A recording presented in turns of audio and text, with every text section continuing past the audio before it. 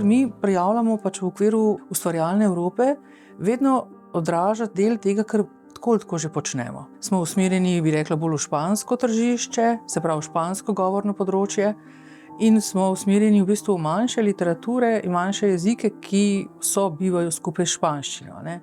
Predvsem na Iberskem polotoku, to so baskovščina, katalonščina in galiciščina. Ti projekti po eni strani seveda spodbujajo te manjšinske literature, po drugi strani pa to, kar nas zanima, je povezano s promocijo branja. Mi se ukvarjamo z mladinsko književnostjo in nekako je neka naravna povezava, ne, da v resnici skušamo tudi pritegniti, nagovoriti čim večje število bralcev. In to počnemo na različne načine. Da smo nekako bralno pismenost povezali z digitalno pismenostjo, recimo kot je v projektu GG for All. To je v bistvu projekt, ki je namenjen spodbujanju branja v kategoriji, ki ni toliko zelo prezentna, ne, ker nekako število bralcev konstantno pada povsod po Evropi, ne samo v Sloveniji, se pravi med 12 in 15. Zelo zahtevna ciljna skupina. Uporaba tudi nekih spletnih orodij, recimo kot je pri GleadUp, kjer bomo v okviru Moodle pripravili eno izobraževanje za založnike, avtorje. Zdaj, ko govorim o avtorjih, govorim seveda o pisateljih, govorim o prevajalcih, ilustratorjih. Tudi mi vedno delamo z nekim premislekom,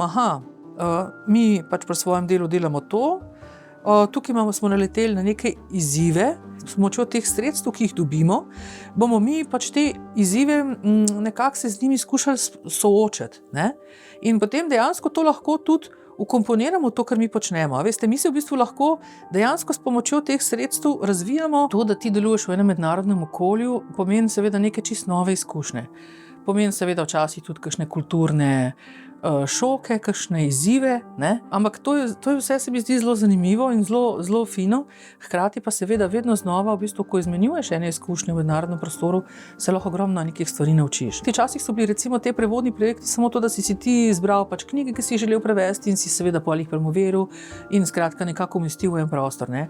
Ampak zdaj v bistvu gre za to, da v bistvu ta besedila krožijo po Evropi, ne? Se pravi, tudi prevodni projekti so v resnici projekti sodelovanja, kjer ti tudi z drugimi partnerji v bistvu si zastaviš neke cilje. To ni samo seštevek partnerjev, ne. Se pravi, tukaj res 2 + 2 ni 4, ampak je vedno 5 ali pa še več, ne.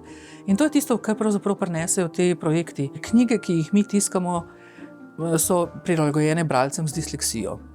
To pomeni tudi to, ne, da ko pripravljamo knjigo, nikoli ne uporabljamo belih papirjev, se pravi papirjev, ki so, bi rekla, tehnološko bolj zahtevni, ampak uporabljamo papirje, ki so, bi rekla, okolju bolj prijazni. Že s tem začnemo, ne. Marsikatero od teh besedil je tudi, ima neko ekološko noto, a ne.